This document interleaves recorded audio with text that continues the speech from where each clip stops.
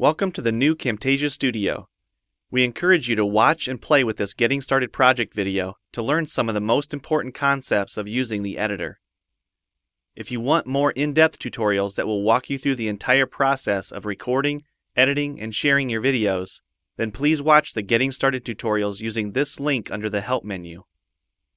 The editor is divided up into three main areas: the clip bin, the timeline, and the canvas.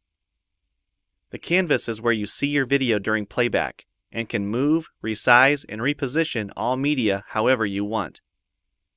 The timeline is where you assemble and edit your video. At the top of the timeline, tick marks represent time in terms of minutes and seconds. When building a video, you'll work in a horizontal manner, beginning from the left and moving sequentially through time toward the right. The tracks are layered on top of each other, so media you add on higher tracks is viewed on top of media on lower tracks in the canvas. For example, this callout is placed on top of the video track on the timeline, and therefore is on top of the screen video on the canvas. If I drag the video track on top of the callout on the timeline, the callout is now hidden behind the video on the canvas. Use the zoom slider to magnify the view of the timeline. This is very helpful when making precise cuts and selections, like removing ums in your audio. New media can be dragged and dropped on an existing track, or a new track is automatically created when media is dropped at this location at the top of the timeline. To change the position of a clip on the timeline, just drag it. To change the duration of a clip, drag the edges in either direction. An important part of the timeline is the playhead. To view your video, click play. Notice how the video and the timeline's playhead stay in sync. Click anywhere along the timeline and the playhead moves to that point. To remove a portion of your video, make a selection with the green in point and red out point. Then click the cut button. If you don't want media cut on a specific track, just click the lock icon. If you make a mistake while editing, press Ctrl-Z on the keyboard to undo, or choose Edit Undo. Double-click the playhead to deselect. Next, we'll look at the clip bin and the library. The clip bin holds recordings, audio files, images, and title slides being used in the project you're currently working on.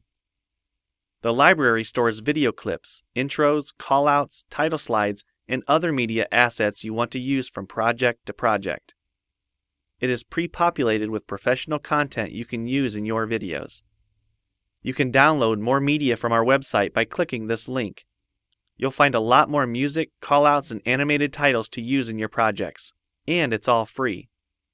Once you find something you like this callout for example, just drag it to a track on the timeline and resize and reposition it as needed.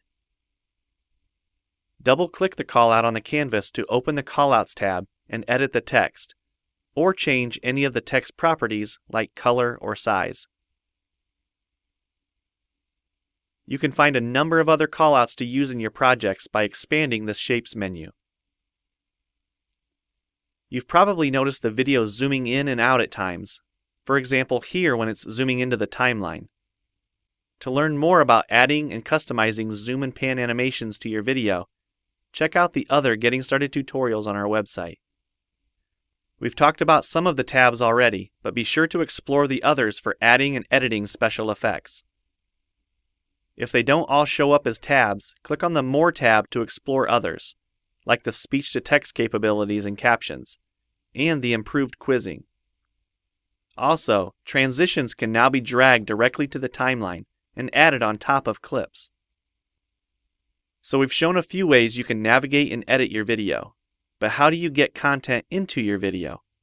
To make a new screen recording, click the Record the Screen button. If you already have an audio or video recording you'd like to use, click the Import Media button.